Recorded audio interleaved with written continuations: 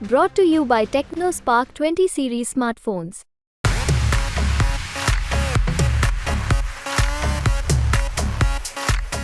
नमस्कार, एमपी तक में आपका स्वागत है। मैं हूं शकील खान। इस वक्त हम मौजूद है देवास में और हमारे साथ बातचीत करने के लिए मौजूद है देवास शाजापुर संसदीय क्षेत्र से भाजपा प्रत्याशी महेंद्र सिंह सोलंकी जी। वर्तमान में देवास में भाजपा से सांसद है। दोबारा भारतीय जनता पार्टी ने विश्वास जताकर जो है चुनावी मैदान में उतारा। हम उन्हीं से बातचीत करना चाहेंगे क्या कुछ इस संसदीय क्षेत्र के मुद्दे और क्या कुछ उनकी प्राथमिकता रहेगी।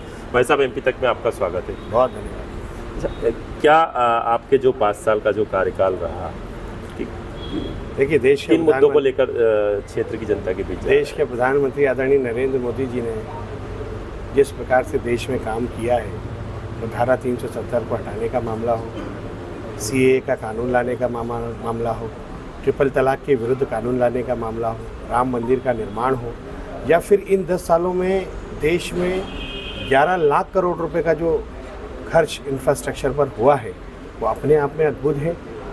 नरेंद्र मोदी जी का आशीर्वाद देवास शाजापुर लोकसभा क्षेत्र पर भी रहा और यही कारण है कि देवास शाजापुर लोकसभा क्षेत्र में पिछले 5 वर्ष के कार्यकाल में 25,000 करोड़ रुपए से ज़्यादा के काम मैं करवाने में सफल रहा हूँ।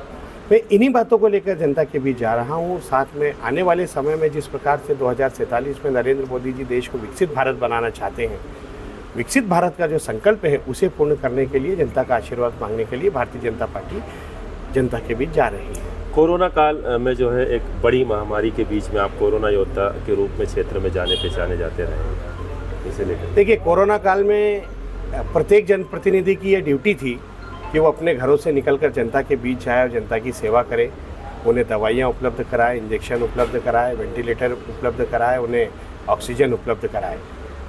जिस व्यक्ति ने उस अवसर का लाभ लिया उसने सीधे परमात्मा की सेवा की है। मैं कोई कोरोना योद्धा के रूप में नहीं निकला था, बल्कि मैं तो एक जनसेवक के रूप में जनता के बीच गया था और उस समय मैंने जिन लोगों की मदद की, जिन लोगों की सेवा करने का मुझे अवसर प्राप्त हुआ, ये मैं अपने आप में एक सौभाग्य समझता हूँ।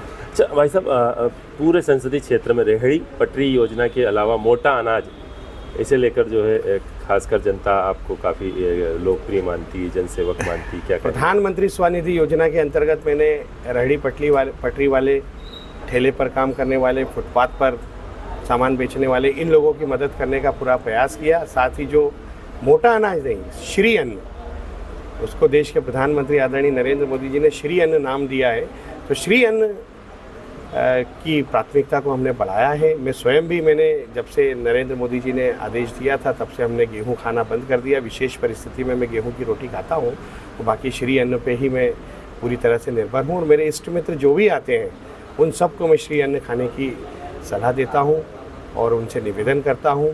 और जब जब किसी भी प्रकार का मित्रों को, पत्रकार बंधुओं को, हमारे साथियों को कोई भोजन करवाने की बारी आती है तो मेरी प्राथमिकता श्री अन्न होती है। अच्छा भाई साहब, 5 साल पहले न्यायाधीश के पद से इस्तीफा देकर आपने राजनीति में प्रवेश किया था।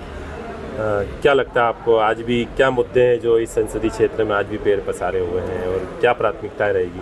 मेरी प्राथमिकता अब शिक्षा और स्वास्थ्य है। मेरी प्राथमिकता सिंचाई परियोजनाएं जो हमारे यहाँ पर स्वीकृत हुई है उसको पूर्ण कराना है, ये मेरी प्राथमिकता में रहेगा।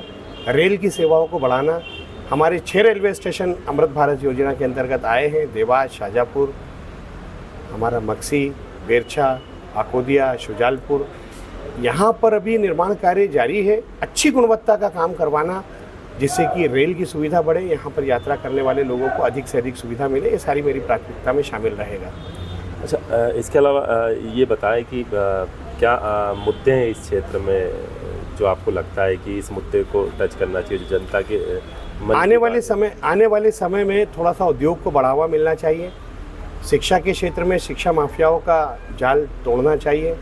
स्वास्थ्य के क्षेत्र में कुछ हॉस्पिटल्स की रिक्वायरमेंट यहाँ पर है, जैसे मेडिकल कॉलेज को खुलवाना, जो अस्पताल मौजूद है उन अस्पतालों को थोड़ा एडवांस करना जिससे कि लोगों को यहाँ पर सुलभ और सस्ता इलाज मिल सके। ये सारी चीज़ों को आगे बढ़ाने के लिए मैं प्रयास करूँगा। साथ ही किसानों की सिंचाई का रकबा बढ़े। हमारे यहाँ पर लगभग 6 सिंचाई परियोजना पूरे लोकसभा क्षेत्र में स्वीकृत हो चुकी है, जिन पर काम भी जारी है। नल जल योजना का काम बहुत तेज गति से जारी है। इन सारी योजनाओं को पूर्ण कराना ये मेरी प्राथमिकता में शामिल रहेगा और ये बड़े मुद्दे हैं इस क्षेत्र के। बिल्कुल बेशक भाई साहब, मध्य प्रदेश का देवास जो है उद्योग के क्षेत्र में प्रमुख औद्योगिक क्षेत्र माना जाता था। बावजूद इसके शिक्षा, स्वास्थ्य और रोजगार, इन तीनों सुविधाओं के लिए जो है आज भी देवास का युवा हो या देवास की जनता है वो इंदौर का रुख करती है। आपको नहीं लगता है कि यहाँ के जनप्रतिनिधियों ने इस ओर ध्यान नहीं दिया? शिक्षा, स्वास्थ्य, रोजगार पे काम किया जाना था। मैं पिछली बातें नहीं करूंगा, मगर मैं सिर्फ इतना बताना चाहूँगा कि इसीलिए मैंने शिक्षा, स्वास्थ्य और उद्योग को अपनी प्राथमिकता में शामिल किया है। मैं जानता हूँ कि शिक्षा के क्षेत्र में, स्वास्थ्य के क्षेत्र में और उद्योग के क्षेत्र में देवास शाजापुर लोकसभा क्षेत्र में काम करने की बहुत आवश्यकता है और मैं प्राथमिकता के साथ इन सारे मुद्दों पे काम करूंगा। लगातार आप डोर टू डोर जनता के बीच जा रहे हैं। इसके अलावा बुद्धिजीवी तबके से आप लगातार सतत संपर्क में हमने अभी देखा। क्या लगता है कितना जन समर्थन लोगों का मिल रहा है इस बार? कितनी लीड? अगर वास्तव में आप मेरी बात सुनना चाहते हैं और मेरी बात पे विश्वास करना चाहते हैं तो आप मान लीजिए कि चुनाव ना तो भारतीय जनता पार्टी लड़ रही है ना नरेंद्र मोदी जी। इस चुनाव को जनता ने अपने हाथ में ले लिया। जनता इस बात के लिए तत्पर है कि 13 तारीख के दिन हम मतदान करें और देश के प्रधानमंत्री पद पर फिर से नरेंद्र मोदी जी को बैठाएं।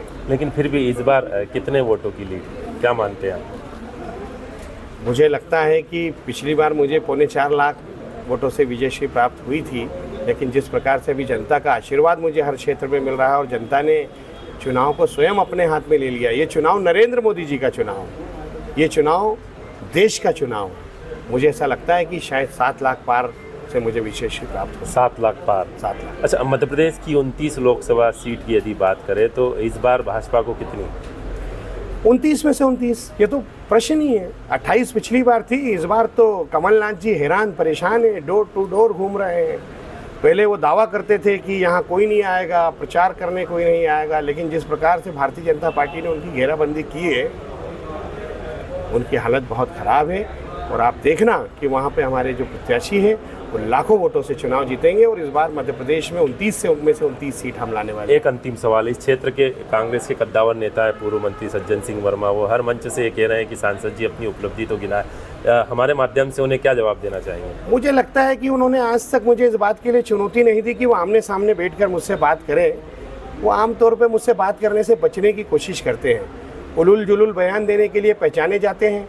मुस्लिम प्रेम उनका खुलकर सामने आता रहता है, केवल मुस्लिम तुष्टीकरण की राजनीति करते हैं और यही कारण है कि मैंने उनका नाम छोटा जिन्ना रख रखा है। और छोटा जिन्ना नाम उनका इतना प्रचलित हो गया है क्योंकि उनके काम ही ऐसे हैं, छोटे जिन्ना वाले काम है। हमेशा देश को तोड़ने की बात करते हैं, हमेशा लोगों को गाली गलौज करते हैं, कभी भी उनके मुख से सीधी और सकारात्मक बातें नहीं निकलती। हालांकि खैर रिटायरमेंट हो चुका है, उनके बारे में बात करना मतलब आपका भी समय बिगाड़ना और मेरा भी समय बिगाड़ना, इससे ज़्यादा मैं कुछ नहीं। अच्छा, एक और अहम सवाल था भाई साहब कि इन 5 सालों में न्यायाधीश पद से इस्तीफा देने के बाद जब आप राजनीति में आए तो क्षेत्र के बड़े हिंदुवादी नेता के रूप में आपकी पहचान बनी, इसका कितना फ़ायदा इस चुनाव में? देखिए, मैं सनातन हिंदू धर्म का अनुयायी हूँ और प्रत्येक व्यक्ति को अपने धर्म का पालन करना चाहिए। मैंने कट्टर हिंदू छवि बनाने के लिए कुछ नहीं किया, मैं केवल अपने सनातन धर्म का पालन करता हूँ। सनातन धर्म की रक्षा के लिए जो काम मुझे करना चाहिए वो सारे काम मैंने किए हैं।